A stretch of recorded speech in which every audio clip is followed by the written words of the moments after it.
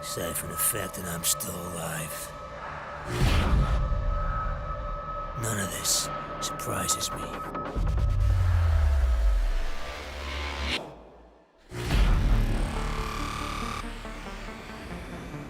Technology got stronger, but we got weaker.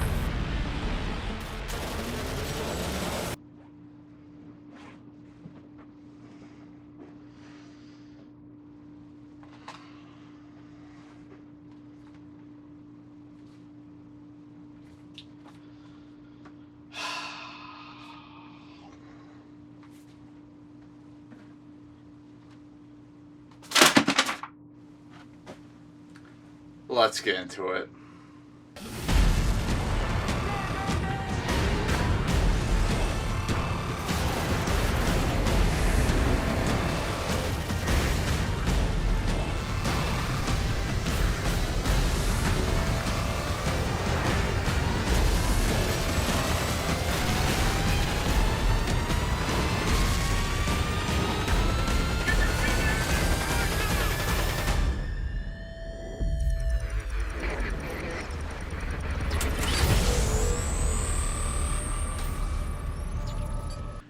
Okay, so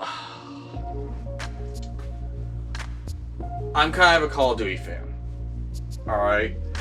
I've played quite a bit of them ever since the first game.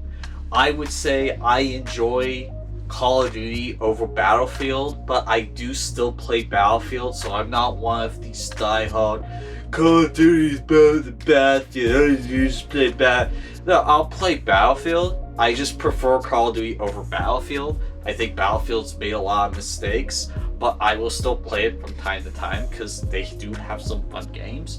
But in the end, I'm more of a Call of Duty fan. And for the most part, I tend to enjoy a Call of Duty campaign, even if it's not the best. Like, for the most part, I did enjoy the campaign to Ghosts. Apart from that really terrible ending. But a lot of people hated the campaign to Ghosts, okay? But it's like, yeah, I had fun with it. I mean, it wasn't perfect, but I was able to enjoy it. And so, with Call of Duty Black Ops 2, I was going in expecting another fun Call of Duty game that took place in the Black Ops series, alright? I mean, I enjoyed the first one. I thought Cold War was a lot of fun for a sequel prequel, or the pre-sequel, I think pre-sequel, thank you Borderlands, to Black Ops 2, and so it's like, okay, I mean, that was a lot of fun.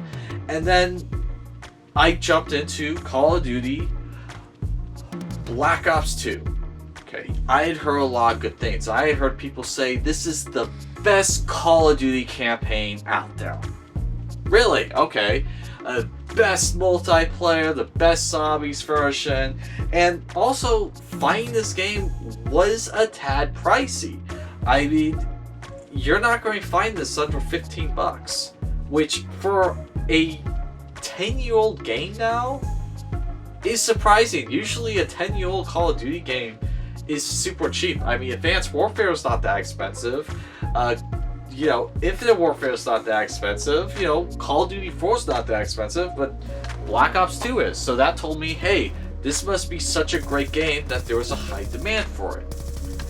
And look, credit where credit's due. Multiplayer is a lot of fun. The whole pick 10 thing is cool.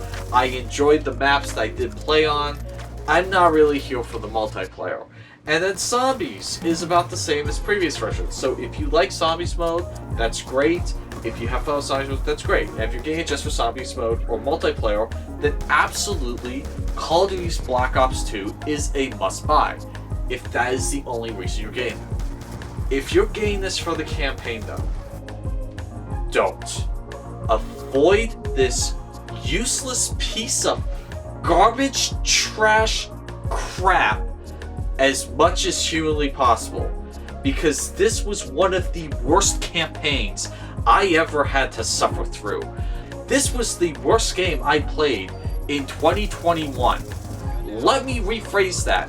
This was the worst game I played in 2021. Okay? Think about that. I had not played this before now. This was my first time playing it, and I was all excited. Now, don't get me wrong. There's a couple things in the campaign I really like. I absolutely loved. Case in point, the pre-mission loadout they introduced. Oh my gosh, that has been something I have been waiting for years, since the second Call of Duty, giving me the option to play through a mission again with the loadout I want. I have been waiting for that for years, and the fact that they introduced that to this Call of Duty, oh my gosh, I was ecstatic when I started playing this game. I thought, oh wow, this game is going to be amazing. And so yeah, I absolutely love that, and I love that they still kept it in subsequent Call of Duty games. Not all of them, but subsequent ones. And so that I really appreciate about this game. Credit where credit's due. Another thing I really liked was the real-time strategy side missions that they introduced. It's a cool concept. No one else has really done this. And essentially what these real-time strategy missions are is basically it's a side mission, it's optional. Apparently it helps with the outcome of the main campaign, although I didn't see how. You can do these, and you start off in an overhead map where you can control where units go like a real-time strategy game, but then you can click on one unit and zoom in and take control of that unit and turn it into a first-person shooter. And if that unit dies, you just go back to the overhead map and you can continue on. So it creates kind of this cool hybrid between real-time strategy and first-person shooter. And I absolutely loved these missions. And I also loved that some of these missions, I was like down to my last guy, and I still was able, it was hard, but I was still able to win the mission if I was just clever enough. And it kind of added a sense of believability to these missions, because you always hear about these, you know, people who against all odds accomplish missions and whatnot, and so it was just one of those really neat things. And to the life of me, I cannot imagine why no one else has capitalized on this. I mean, this was a really cool concept, and no one else has done anything like this. I mean, hell, Command and Conquer or Age of Empires, just anyone doing something like this where it's hybriding real-time strategy with first-person shooter or third-person hack and slash, just something like this to be done again would be amazing. Call of Duty's never done it again, and it's a shame because it was one of the best aspects of the campaign. And apart from that, that is where the positives end with the campaign. I am not exaggerating. I am being absolutely serious. So for starters, let's start off with something easy. The graphics. This game is graphically unimpressive, okay? The previous Call of Duty games looked better than this game. This game is ugly. I mean, absolutely ugly. Textures are just blocky. Character models are poorly animated. This is one of the most ugly Call of Duty games I have ever seen in terms of graphics. Hell, Call of Duty 2 looked better than this game at times, and this was like at the level of like Call of Duty 1 at times. Alright, Call of Duty 4 looked better than this. Call of Duty Modern Warfare 2 and 3 looked absolutely superior to this game. Even Black Ops looks superior to this game. I don't know why, but just the graphics of this game were utter shit. Now, there was one exception to this, and that was the nightclub level. There's a level where you go out to the city on the ocean, and that whole level, plus this nightclub scene you get going to, that was impressive. I loved how that level looked. Apart from that, every other level looked like utter dog shit.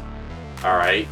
And that's not the only problem. Graphics aren't everything.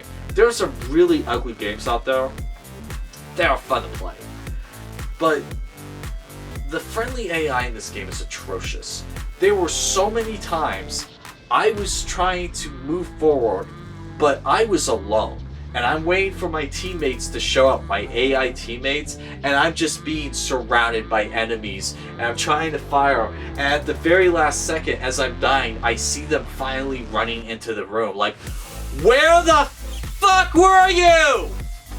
I've done that. I've shouted that numerous times with this game. Like, the AI teammates, they just get hung up on something and they won't move forward with you. And there will be other times that they're waiting for you to move forward. So you have to push forward for them to actually push forward. They don't really shoot at enemies. They just kind of sit there and they're absolutely useless. What happened to the days of Call of Duty having AI teammates actually help you push forward? Apparently, they didn't bother working on that this time. And another problem is I had absolutely no idea what was going on in combat. Now, I know a couple of people, they'll try and make the argument, well, war is hell, and you wouldn't know what was going on if you actually saw combat, as they're drinking their big gulp and, you know, swinging back and forth in their gaming chair because they were amazing at this game. Okay, so just for example, I've played Call of Duty 1. The expansion to Call of Duty 1, United Offense. I played Call of Duty 2. I've played Call of Duty 4 Modern Warfare. I've played Call of Duty World at War. I've played Call of Duty Modern Warfare 2, Modern Warfare 3, Black Ops 1, Black Ops 3, Black Ops 4, Black Ops Cold War. I've played Infinite Warfare, Advanced Warfare, Ghosts, and I've played the new remake of Modern Warfare. Okay? That is a lot of Call of Duty. Oh wait, no, I forgot. I've played Finest Hour as well on the GameCube. Okay, that is a lot of Call of Duty I have experienced. And you want to know something I noticed about all of them? Not one of them did I have this problem with. Only with Black Ops 2 did I have this issue where I had absolutely no idea what was going on in a moment, in a scene. I had bullets hitting me from all directions. I couldn't figure out where enemies were. My AI teammates were dressed exactly like enemy teammates, so half of the time I was shooting up my allies on the battlefield because they were all dressed the same. Surprise, surprise, there is a reason why armies in the world have uniforms. It's so they can help tell each other apart on a battlefield. When you have a sports game and two teams are going to have conflicting colors that match, one of the teams will change the colors of their uniform so that their teammates can tell each other apart. It is a common general rule, and this game completely forgot it. And then another thing in this game was one of the big selling points was you have choices now. You can actually choose the outcome of this game. And that sounded great, but I never really saw when I had a choice in this game. Like, there was one time in the end where it's like, do you want to snipe or do you want to rappel down? It's like, oh, okay, that's cool, I guess, but where were any of the other choices? And it's like, oh, actually it was here, here, and here. It's like, I had a choice in that scene? Yeah, why didn't anything indicate that I had a choice? Well, we just assumed you would know. No, Call of Duty has always been linear as fuck for the past 10 years. Why would I think it was any different now?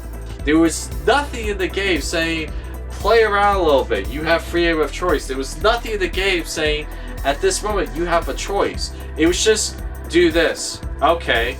You did it. Game moves on. Had no idea that there I could avoid not doing something and it would still move on. But, you know, the game never explains that. Oh, and when you do get a choice, I love this part. The choices are so predictable. They're badly predictable choices. Case in point, there's a scene where you have a character that is about to execute one character under orders. And he has the option of executing that character or turning the gun on the person giving the orders, okay? No choice there. Well, I wound up shooting the guy that I was ordered to kill because I could see coming from 150 fucking million miles away that if I tried shooting the guy who gave the order, it would have backfired and he would have survived. And surprise, surprise, said no one ever. That's exactly what it was. I found out later on that if I was to try and shoot the guy who gave the order, it would have backfired and my character would have died and he would have been just gloating like, yes, look how clever I am. I mean, the choices in this game are so predictably bad. I mean, it's so fucking predictable in this game. It's laughable at times. And speaking of laughably bad, the dialogue in this game. Oh my gosh, I cannot believe how bad the dialogue was in this game at times. I mean, there was some good dialogue, don't get me wrong, but even good actors like Michael Rooker, alright? The guy who played Yondu from Guardians of the Galaxy, he could not say some of the lines in this game that he was forced to spout out. And it's just like, who the fuck is writing this crap? I mean, some really bad lines. And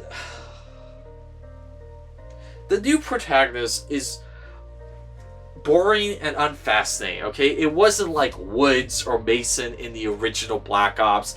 I mean, he's just white Wonder Bread. That's it. There's nothing interesting about him. And the few times they try doing something interesting with him, it's like so cheesy, cliche. Like, this doesn't make the character better. It's just you trying to make him more fascinating, but failing and falling on your face hard. And then, on to the worst aspect of the game. Oh my gosh. Raoul Mendes. Okay? You want to talk about one of the shittiest, most poorly written characters of all time. All you have to do is look at Raoul Mendes. If you want to know how not to construct a good villain, and you want to just make the shittiest, most lame, pathetic villain in history, I present to you Call of Duty Black Ops 2 Raoul Mendes. A site I don't go to anymore, IGN, their review back in 2012, the reviewer that was saying, Call of Duty Black Ops 2 has one of the most fascinating, interesting, and enjoyable villains that we've seen in years in the form of Raoul Mendes. Those people are fucking idiots, okay? This was a truly terrible, cringy character, and I'm going to go into it because the villain Raoul Mendes tries way too hard to be the greatest villain ever. I mean, like, he tries way too hard in his dialogue, in the way they write him. I mean, they're just trying too hard to make him a terrified villain. Like, so for starters, I'm pretty sure he was sleeping with his sister. The way this villain talks about his sister is fucking creepy. Alright? The way he, like, screams over her and, like, he spends 30 years waiting to commit his revenge for his sister. The love he had for his sister. And the way he, like, rushes after her when someone just slapped her. I mean, I am 99% sure this guy was sleeping with his sister. And it's fucking creepy, okay? I mean, look, I would like to think if someone did kill my sister, I would have revenge against the person, but I want to wait 30 years and talk to her, goes like, for 30 years I've waited to avenge you, and now my vengeance and your spirit can finally rest. I mean, good gosh, this guy, how he obsesses over his sister. He was sleeping with her, okay? It's fucking creepy. But that's not the worst part, okay? The worst part is how the writers write how this character acts. He has god levels of movement, awareness, and premonition knowledge of everything in this game to the point where it's fucking obnoxious. Okay, he is always 25 steps ahead of you. Like, I am so much better than you in every way. And every time the heroes or the main protagonists in this game find something that's like, we can use this against Mendes, we'll finally get a lead ahead of him. Always, every time, when they try to use that device or piece of evidence or whatever thing they have that'll give them the edge against him, he always pops up out of nowhere. It's like, I was planning for this all along. See how terrified I am, sister. I mean, good. It is obnoxious. It is irritating. And the way they explain how he can do all this does not fit. It does not size up whatsoever, because it's like, okay, even with that method that, by the way, we could see coming from 500 fucking miles away, that was not a surprise at all, alright? And they try making that surprise seem like it was such a big surprise, but that method, even if that method did help him with some things, there's no way that method could have helped him with every single fucking god move that he made. I mean, it's impossible for someone to have this level of awareness, premonition, and movement. Okay? Fucking impossible. The writers were just lazy idiots that were trying desperately to make a terrifying villain that they fell so hard on their face that I was laughing through most of this game at how pathetically bad Raoul Mendes was as a villain. I mean, it was practically impossible for him to be so many steps ahead of the US military, for crying out loud. Okay? It was impossible, and everyone said, technology. Like, okay, what kind of technologies? Like, just, rare earth minerals.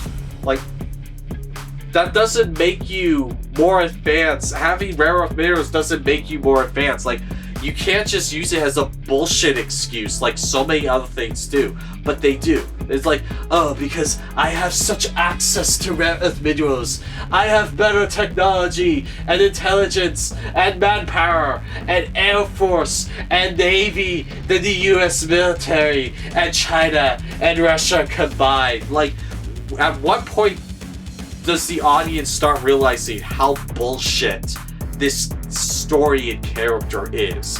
I'm curious. And it's so poorly explained how he has literally billions of highly advanced, fully armed troops. I mean, these troops look like Spartans from the Halo series, okay? They have the most advanced weaponry, the advanced armor, most advanced vehicles known to man, alright? They make it a point to say how much more advanced it is to the US military, and when they get close to explaining how Raoul Mendes accomplished all this, the closest thing they get to is, oh yeah, he was a successful drug dealer, and then he got into selling arms. Like, okay, he could probably have like a private army, like maybe a couple hundred goons, maybe something the size of a cartel, but nothing the size of fucking Russia's military, okay? I mean, it is so lame. And then the big twist, the biggest surprise, the most shocking moment in all of Call of Duty history. It's like, the reaction they meant for me to have was... The reaction I actually had was... How? How did any of this happen? I don't get it. How did he get this character? How did he manipulate this character? Like, you're not explaining any how did he move across 3 different country-sized distances within 6 hours? How? Like, it is infuriating how much they tried to make Raoul Mendes such a captivating, amazing, incredible film, sister. I mean, oh, and just to show you how lame the writer was in this, okay? The writer, I'm thinking, was probably someone who is pro-socialism, because they did one of the stupidest things in this game. They had Raoul Mendes on like a podium crying out how I will end the world of the evil known as capitalism and we will all be free, and everyone's chanting, and like the entire time I'm thinking, hey Raoul, how'd you get your military and all your money? Through selling drugs and illegal arms. What type of economic system would those two professions fit in most? There's only one answer. It's capitalism. Those are like two of the most capitalistic professions you could possibly imagine. Do not question my genius, sister! I mean, just... This is one of the worst stories I've ever had to suffer through. It really is. And the person who wrote this is a moron. Is a idiotic, shitty writer. That is the best way to explain this. I did not have any fun during this campaign. I could not wait for this campaign to end. This is the worst Call of Duty I have ever had to suffer through. And to be completely honest, the only reason why I am not burning this copy or selling it is because of the multiplayer and the zombies mode. I will probably play this again one day.